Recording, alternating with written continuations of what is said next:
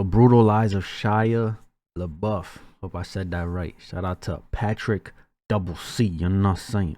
Give that a like. Let's see what he's talking about, bro. The child star curse is a story we have heard time and time again. Yep. The young star discovers their innate gift of This one is crazy.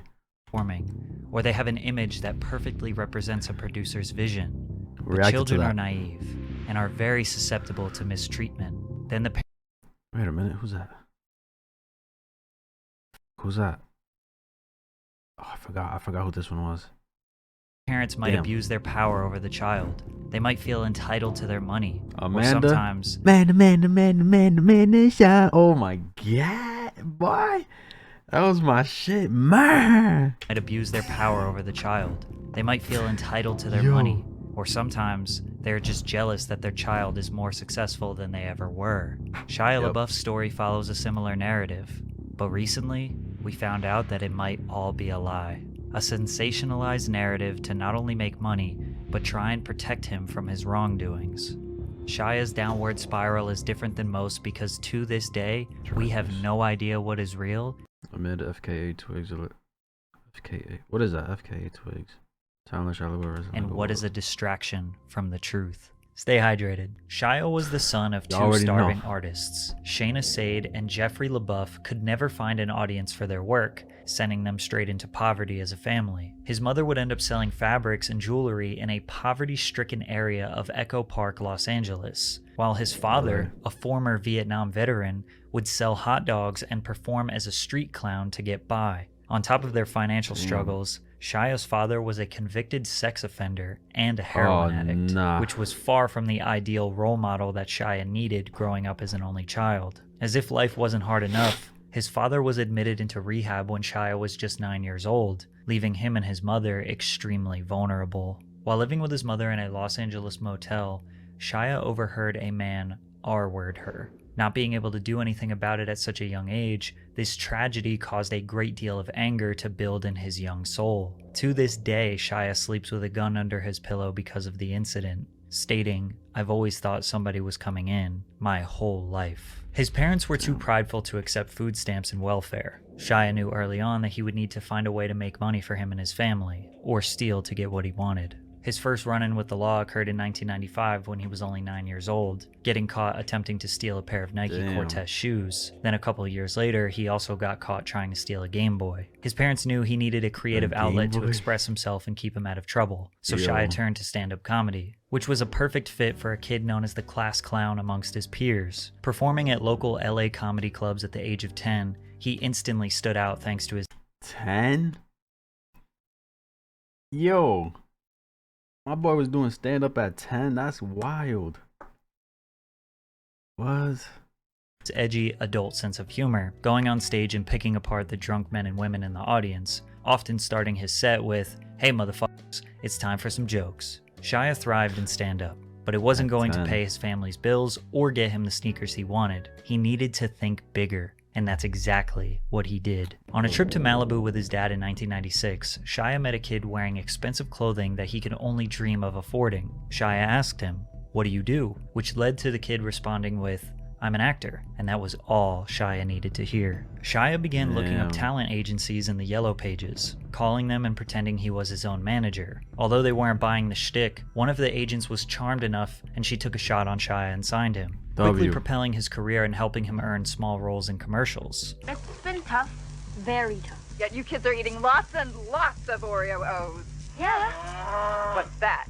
He also landed some minor roles in Freaks and Geeks and X-Files. Somehow, he found a way to make it in the spotlight that his parents always desired, with no formal acting or training whatsoever. After grinding smaller roles for— Hey man, that should say a lot right there. Without any training and nothing, just straight into it. Bro, anything's possible. You know what I'm saying? Anything is possible. always desired, with no formal acting or training whatsoever. After grinding smaller roles for a few years, he would finally get his big breakthrough in the year 2000, landing the lead role in the show Even Stevens on the Disney Channel. And you're not shy. I read somewhere with even Stevens at the audition, you scare the other actors who are waiting to audition by telling them, got it wrapped up, it's mine. I wanted it so bad. I would like walk around. I was like, listen, man, I know what you're auditioning for. I already got the part, you know? And I did. I eventually got it. It was all luck. Shia played the role as Lewis, That's who was crazy. viewed as immature, rude, lazy, selfish, carefree, and extremely mischievous. He concocts elaborate schemes and inventions to make his life easier. This show, as well as Lizzie McGuire, were the first two Disney Channel live-action shows to pave the way for the iconic early 2000s Disney Channel hits. Even Stevens was a smash success. Shia would go on to win an Emmy Award for his role as Lewis That's Stevens crazy. in 2003 and became a household name thanks to the show, with directors in the industry comparing his acting potential That's to stars like crazy. Tom Hanks and Gene Wilder. The show would have gone on longer than 3 seasons, but Disney famously has the 65 rule, where they will cancel a show no matter what after 65 episodes. Wait, why? This rule angered many. Wait. Then no show can go beyond 65. Disney Channel fans, due to the fact that many shows had been canceled while they had a large fan base. Lizzie McGuire, even Steven, after initially ending after 65 episodes. Kim Possible was renewed for a 4th season, and the show the last to be subject to this rule. Oh, Kim Possible was the last one. Okay. I mean, the fuck? Why was that even a rule? You know what I'm saying? Bro, you got fucking shows nowadays going up to like 10 seasons, bro.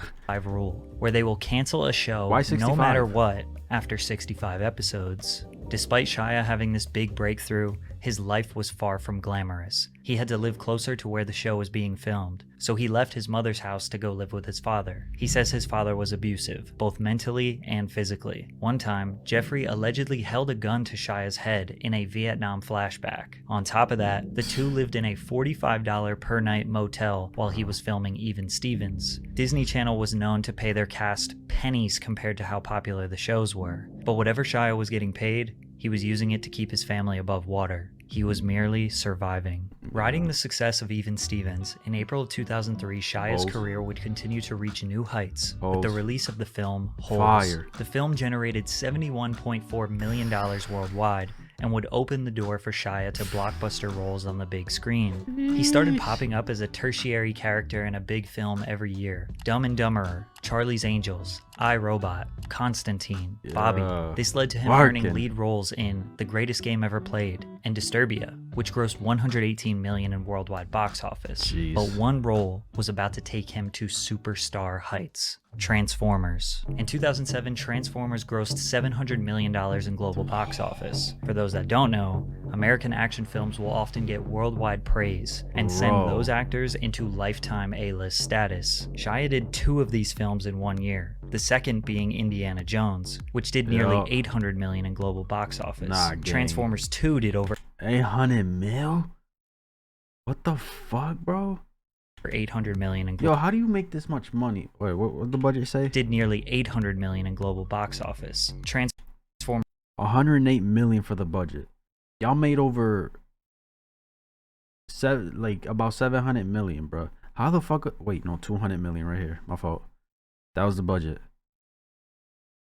They made 600 million. How the fuck are y'all paying your fucking actors shit? 2 did over Making all that $800 money. million in global box office. Shia was on top of the world. His life appeared to be perfect in the public eye. He was beloved by everyone. He successfully saved his family from generational poverty, and by 21 was arguably set for life. But unfortunately for Shia, his past was beginning to creep up on him. LaBeouf was arrested and spent 2 days in jail after attempting to stab a neighbor in Van Nuys. In the very same year that Shia was hitting the red carpet with Megan Fox for the premiere of Transformers, he would spend 2 nights in jail for attacking his neighbor with a deadly weapon. Anger and alcoholism, a result of his troubled childhood, was starting to take over his life. Arrested in November of 2007 for misdemeanor criminal trespassing while refusing to leave a Walgreens, he described the incident, "My logic was off, to say the least. Again, I'm on the sauce." By on the sauce, he means alcohol, his go-to vice that would become a big problem later on. He was arrested on suspicion of drunk driving in Hollywood in the summer of 2008, and in 2011 he got involved in a brawl outside of a Vancouver bar.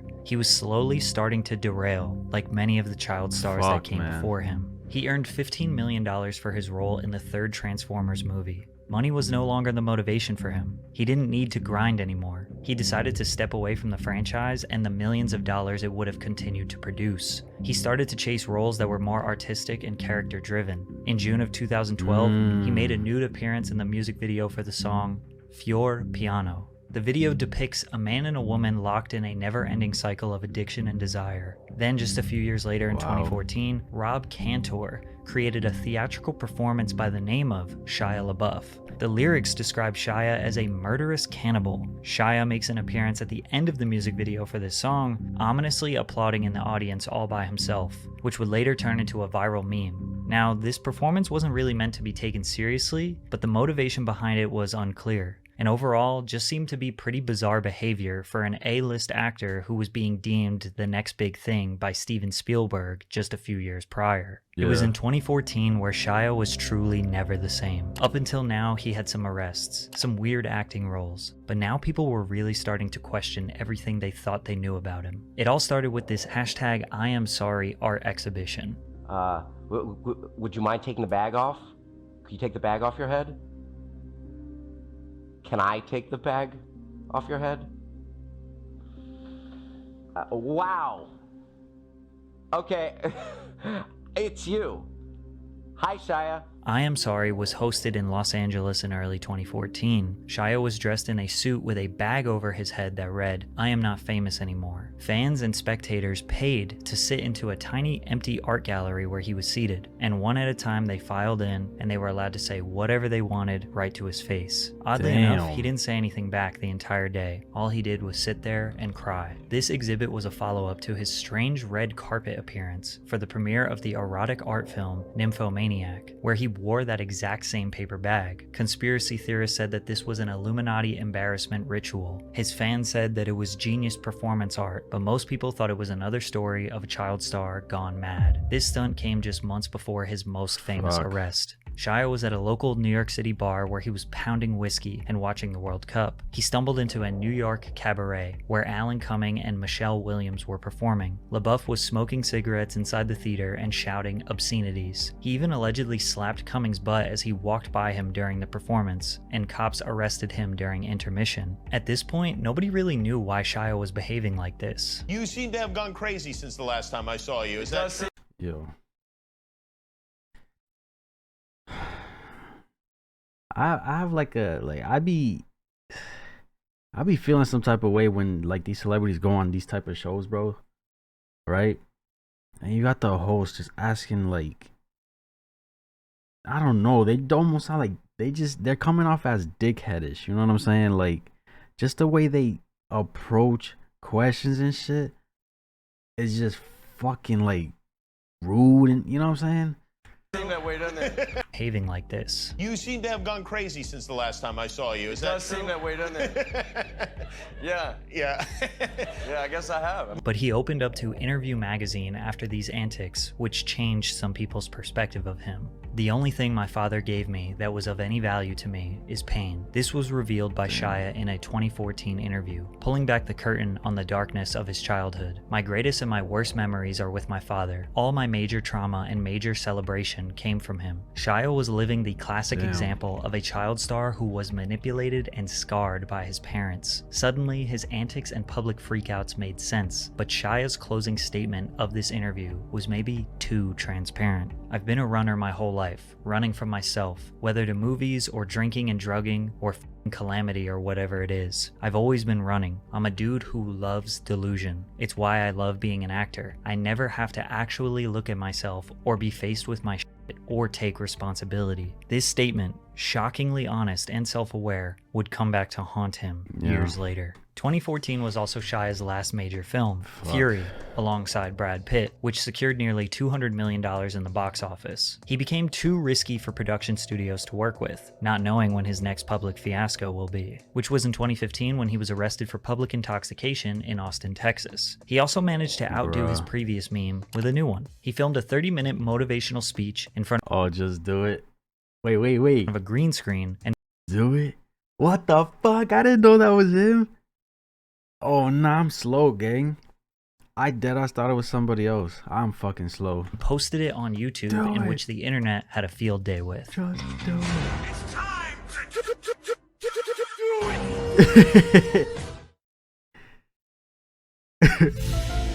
Oh my god. Hey, yo. Do it. But his next art project was inspired by Donald Trump's inauguration in 2016. This one would test Shia's sanity. Shia's art group launched an art installation in New York, just outside the Museum of the Moving Image. The project was called He Will Not Divide Us, and the goal was to live stream every single day of Trump's first term as president, bringing people together in a time of division, chanting the phrase, "He will not divide us," in front of a webcam set up outside the museum. Unfortunately for Shia, this project only lasted a couple of days before internet trolls and 4chan users would turn up in real life, appearing on the live stream with the intention of pissing off the actor and trolling his project, which is exactly what they did. He will not divide us! He will not divide us! He will not divide us! Fucking weird, bro. He will not divide us! He will not divide us! He will not divide us!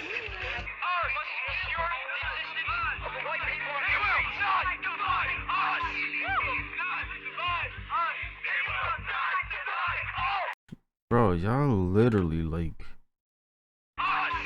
y'all see the fucking shit he's been through in here. You've seen and hear the shit he's been through, bro. And like, you're just, people are fucking weird, bro. All these people here laughing and shit are fucking weird. Being mad extra and shit, bro.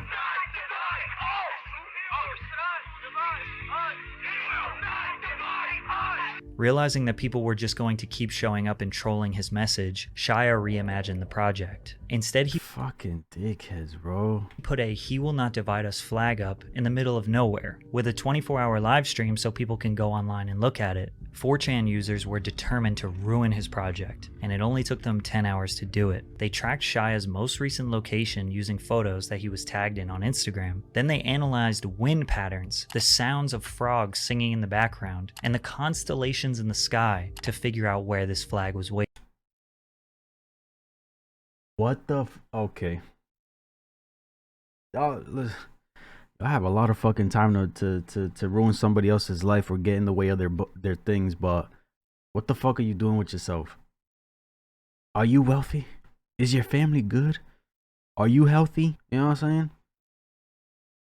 Y'all got mad time to do all this extra shit, but don't have time to do it for yourself and look out for yourself and make sure you and your peoples is good. Boy, y'all fucking weird. Frogs singing in the background, and the constellations in the sky to figure out where this flag was waving. And in 10 hours, they took down the flag, replaced it with a MAGA hat and a Pepe the Frog shirt, and trolled Shia off the internet for a while. But before his exit, we got some bars. I thank God Almighty that I'm balling slightly. I say amen, I'm just amen who's chasing elation. In my occupation, who's patient, who comes from below the basement, from the pavement. Then I got an agent, then I done made it. Past Tom Hanks replacement. God damn, my life's amazing. Shia got married to a Tom Hanks replacement. Damn. Made it. Past Tom Hanks replacement.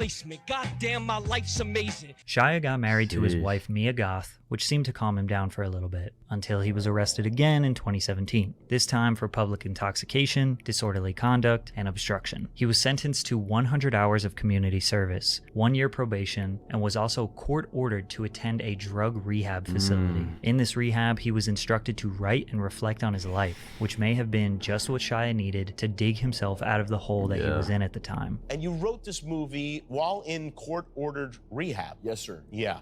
Which is, did you say, hey, I got this time, I'm going to be in here, I'm going to do this? Was this something you set out to do? Well, they said you have PTSD, you got to start writing. This is how you get to the solution. The only way out is through. So I started writing all these dark chapters, you know, of my life, and it wound up being this script form thing. Sent it to my friend, became a movie. Honey Boy would eventually hit theaters in 2019, telling the story of Shia's childhood and his relationship with his father. His self-reflections in court-ordered rehab had transformed. That's actually dope, bro. That's actually dope, bro. That shit's so personal. And his relationship with his father. His self-reflections in court-ordered rehab had transformed into a full-length feature film, completely revitalizing his career that he thought was over. However, before moving forward with the script, he needed his dad's approval, which wasn't the easiest thing to do since he hadn't spoken to his father in nearly 7 years. Initially, when he reached out to his dad about the script, he said that Mel Gibson would be playing him in the film, helping to convince his dad to give the movie the green light. Little did Jeffrey know, this was a blatant lie, and Shia would be taking on the role of his abusive father. We weren't on good terms, so I lied to him and told him, hey, Mel Gibson's gonna play you, son, right here. Honey Boy successfully got Shia his reputation back. There was never a doubt that he was a great actor, but this film made it seem like Shia reconciled with his troubled past and was ready to change for the better going forward. If you can tap into how you can use your suffering to help other people, that is maximum joy. I always thought joy was, oh, I get this and then I'm happy, or I do this and then I'm happy, or I get her and then I'm happy, or I make that and then I'm happy, or they respect me and then I'm happy, or I always thought happiness was to be acquired by the things I would gain from life. That's why I was always grabbing. If I knew early on that happiness actually is in me offering all of my suffering up for other people as an instructive thing, or as something that could benefit man. Because not only that, you're letting it out, which will make you feel better. But when somebody hears you going through something and they're going through something similar, it's going to motivate them. Pretty much tell them, like, show them that they're not alone, you feel me? And that it's okay and it's going to be okay.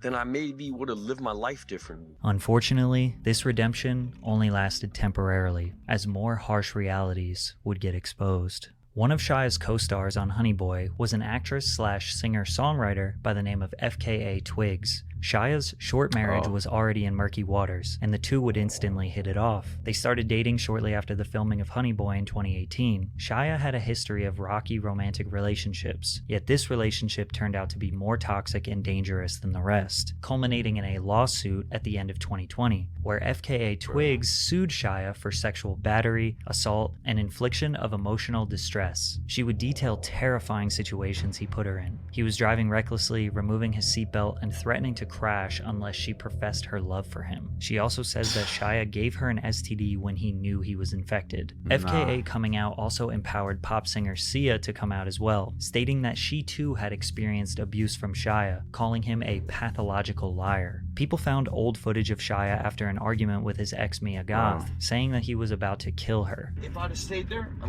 would have killed her. At the time, Shia didn't address the allegations. Instead, he promoted his new movie, Padre Pio. We're making a film, me, Abel Ferrer, and Willem Dafoe are making a movie called Padre Pio, about the great Padre Pio. After that, we didn't hear from him until the film was completed. Not only did Shia shift his focus to this role, but he shifted his focus to finding God through Christianity. Amen. This film had a lot of publicity, and it was during the mid-2022 rollout that Shia appeared on various podcasts and interviews, where he kind of addressed the accusations. The news that had come out has been like I've been abusive to women, and I've been shooting dogs, and I've been willingly giving women STDs, and like it's disgusting.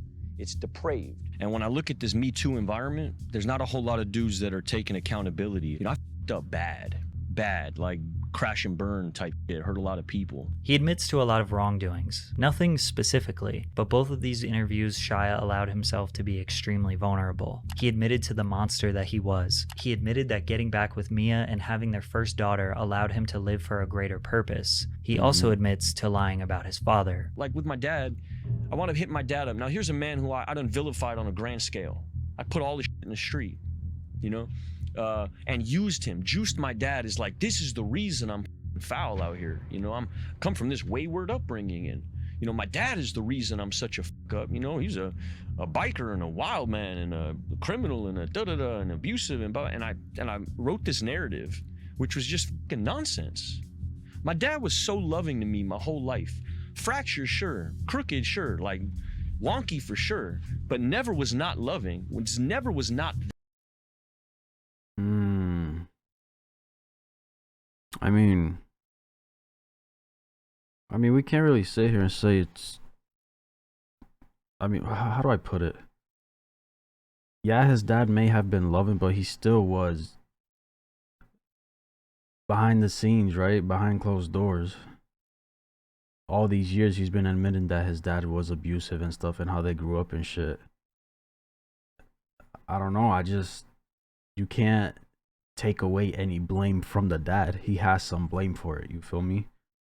Cause like there could be love, but also like, how do I put it? I don't know how to put it.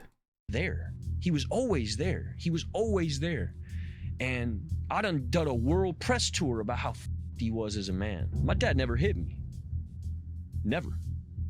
He spanked me once. One time. So then, like, what? All right. So if this is true, then what? Why? Why go down that route of villainizing your pops? You know what I'm saying? Something had to been going on, bro. Maybe he's saying this because, you know, he's finally forgiven him, and I don't know.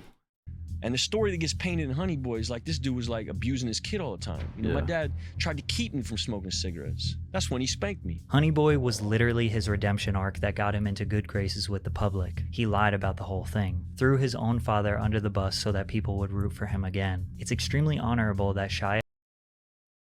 Okay. He lied to gain his success back.